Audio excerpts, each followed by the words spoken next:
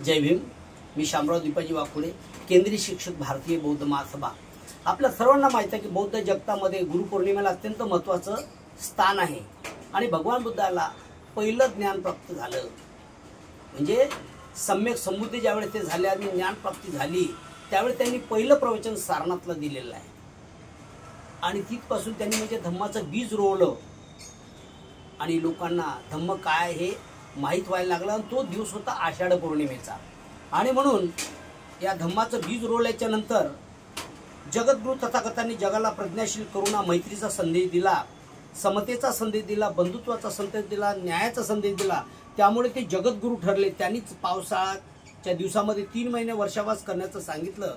त्यांच्या शिकवणुकीचं स्मरण, त्यांच्या ज्ञानप्राप्तीची कृतज्ञता व्यक्त करण्याचा हा काळ आहे आणि म्हणून ध्यान करण्याचा भरभराटीचा काळ आहे, चिंतनाचा धम्म अभ्यासाचा काळ आहे। म्हणून संपूर्ण जगात गुरुपौर्णिमेचं औचित्य साधून बौद्ध अनुयायी हा सोहळा, हा उपक्रम, सामाजिक उपक्रम संपूर्ण जगभर साजरा करतात।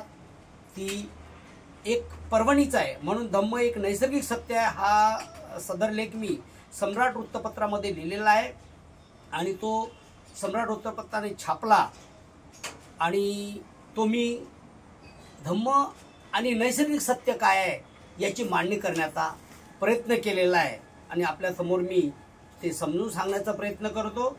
पावसाळा सुरू झाला की सारा निसर्ग खुलून फुलून आणि भरून जातो।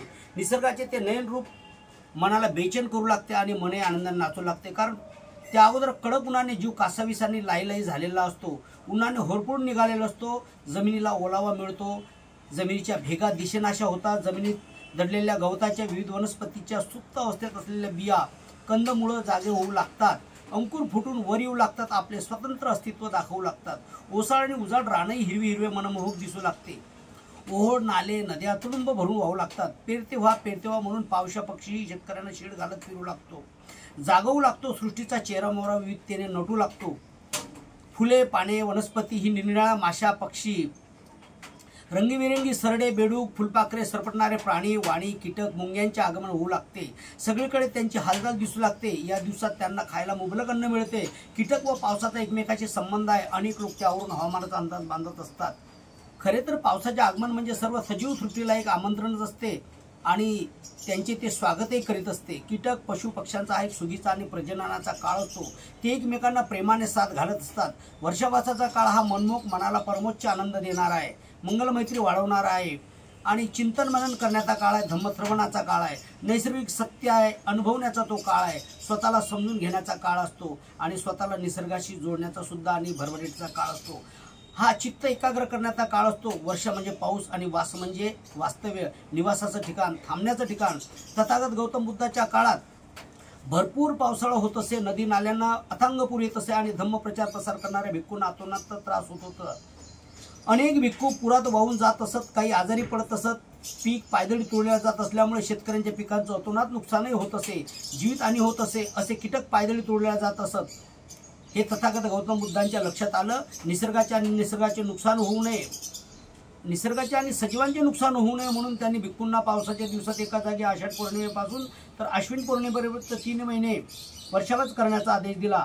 पावसाळ्याच्या कालखंडात भिक्खू असो की उपासक उपासिका, लहान असो की थोर असो की वृद्ध असो, सर्वांनी एकाच जागी धम्मश्रवण केलं पाहिजे, चिंतन मनन केलं पाहिजे, मन एकाग्र केलं पाहिजे आणि स्वतःला काया वाचा आणि मनानं शुद्ध केलं पाहिजे, धम्माचा अभ्यास केला पाहिजे। हा त्यामागील त्यांचा उद्देश होता।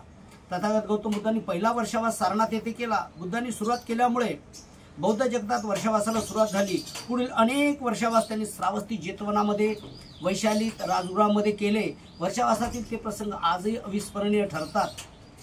पावसाच्या दिवसात वेगवेगळ्या रंगात अवतरणाऱ्या पक्ष्यांचे, कीटकांचे व फुलपाखरांचे देखणे पण मनाला आकर्षित करत असते आणि पावसाचे येणे ही पशु आणि पक्षी कीटक यांच्यासाठी नाही तर साऱ्या सजीव सृष्टीला एक पर्वणीच असते।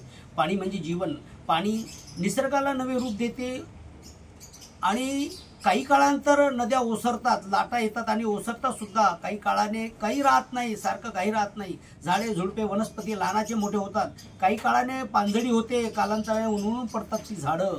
त्यावर जगणाऱ्या सजीवांचाही जसा आरंभ आहे तसा यंत्रच असतो। जुन्यांचं जाणं असतं आणि नव्यांचं येणं असतं आणि म्हणून वेली पाने फुले पक्षी कीटकनाशक यांचं आगमन सुरूच असतं आणि पाण्याने तुरून भरलेल्या खळखळणाऱ्या नद्या, नाले आणि ओळांचे एकसारखे वाहने आणि मातीचा पसरलेला गंध मनुष्य जीवनात चैतन्य भरत असतो, निसर्ग भरत असतो, आनंद देत असतो आणि कसे जगायचे सुद्धा शिकवत असतो. फक्त माणसाने निसर्गाच्या ह्या अनमोल देणगीला व्यवस्थित निहाळलं पाहिजे, तपासलं पाहिजे आणि शिकलं पाहिजे.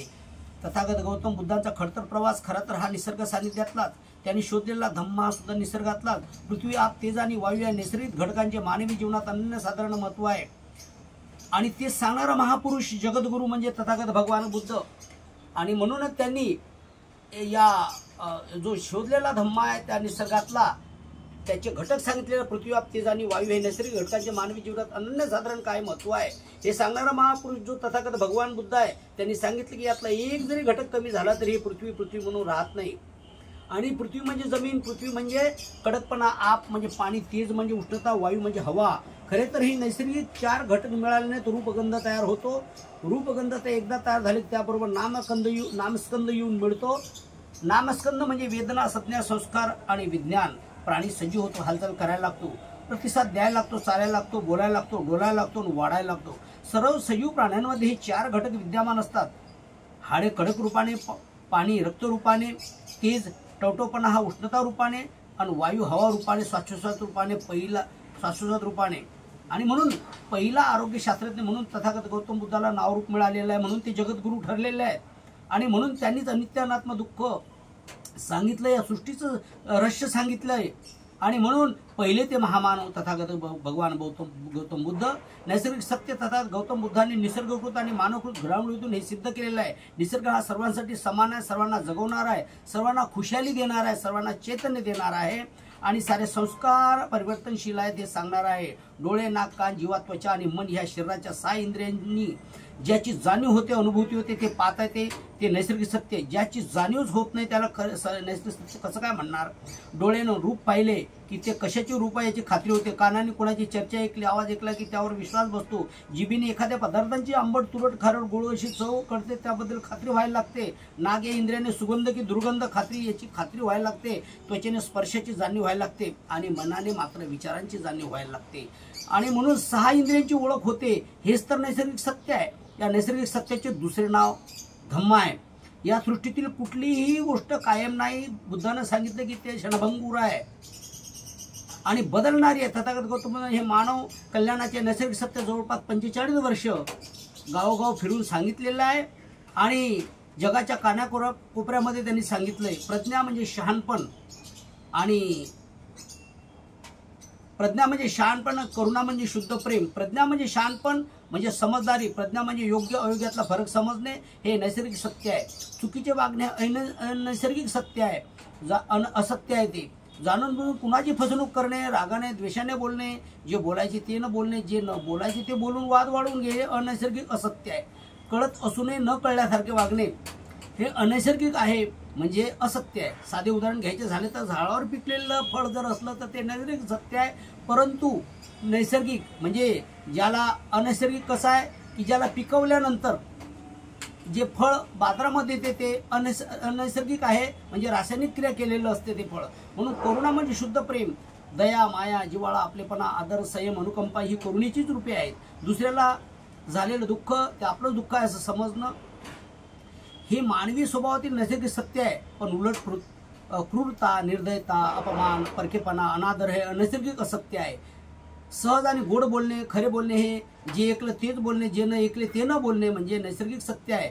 वाईट आणि टोमणे मारून बोलणे, इतरांना त्रास देणे हे अनैसर्गिक असत्य आहे. नैसर्गिक म्हणजे नीतीला धरून बोलणे, नैसर्गिक म्हणजे नीतीला धरून बोलणे, नीतीला धरून चालणे, सर्व गोष्टी नीतीला धरून करणे. आणि अनैसर्गिक म्हणजे अनितीला धरून बोलणे, त्याप्रमाणे वागणे. सदाचार हा नैसर्गिक सत्य तर दुराचार हा अनैसर्गिक असत्य. प्रज्ञा म्हणजे निर्मळ बुद्धी आणि करुणा म्हणजे शुद्ध प्रेम.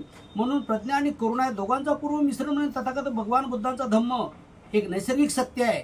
जो धम्म सर्वांच्या हिताचा, सुखाचा आणि कल्याणाचा आहे हे डॉक्टर बाबासाहेब आंबेडकरांनी बुद्ध आणि त्यांचा धम्म या ग्रंथामध्ये सविस्तर असं मांडलेलं आहे. म्हणून धम्म एक नैसर्गिक सत्य आहे हे सर्वांनी समजून घेतलं पाहिजे. कारण या भरभराटीच्या काळामध्ये स्मरणशक्ती चांगली चालते आणि आनंद पण मिळतो.